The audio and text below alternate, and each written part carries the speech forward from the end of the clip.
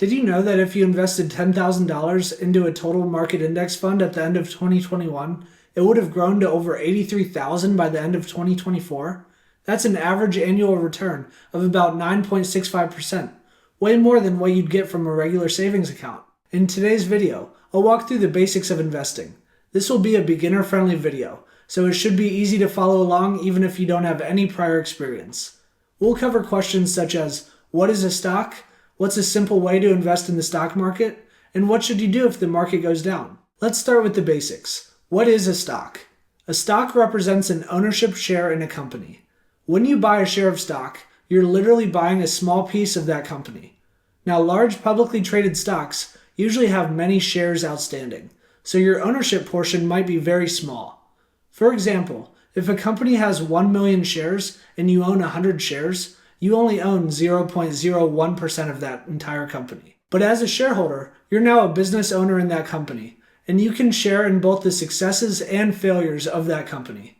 This is why I think you should think of stock shares as ownership in a business, rather than just commodities to be traded.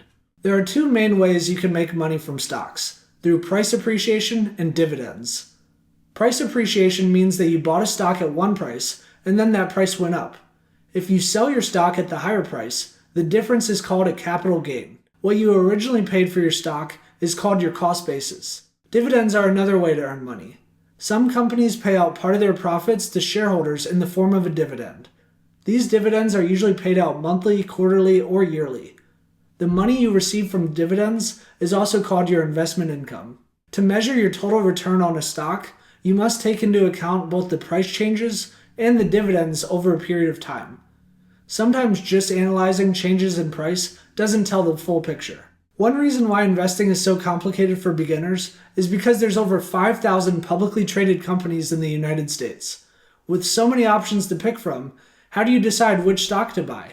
That's where diversification comes in. Diversification is just a fancy way of saying buying multiple different stocks instead of just one. By spreading your investment across many different companies, you're able to reduce risk and volatility. Think of this as the same as not putting all your eggs in one basket. Now, a great way to diversify in the stock market is through index funds. Think of index funds as baskets or collections of multiple stocks. When you invest in an index fund, you're buying a slice of all the companies in that basket. Some popular indexes in the United States include the S&P 500, the Dow Jones, NASDAQ, and the Russell 2000. Some common index funds that you can invest in include VOO, which tracks the S&P 500, VTI, which tracks the US total stock market, or VT, which tracks the total world stock market. Let's move on to the buy and hold method. Buy and hold investing is a simple long-term strategy. You invest in things such as an index fund and then leave them alone for years, letting the compound growth do all the heavy lifting. The famous saying goes, time in the market beats timing the market. But before you invest, you should ask yourself, what am I investing for and what's my time horizon? Ideally, you should only invest money that you won't need for the next 10 years. That's why having a solid emergency fund in place is so important. In addition to thinking about what to invest in, you should also consider where you're investing.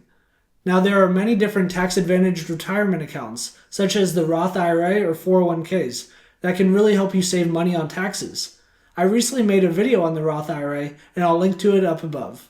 So that's it for today's video on the basics of investing.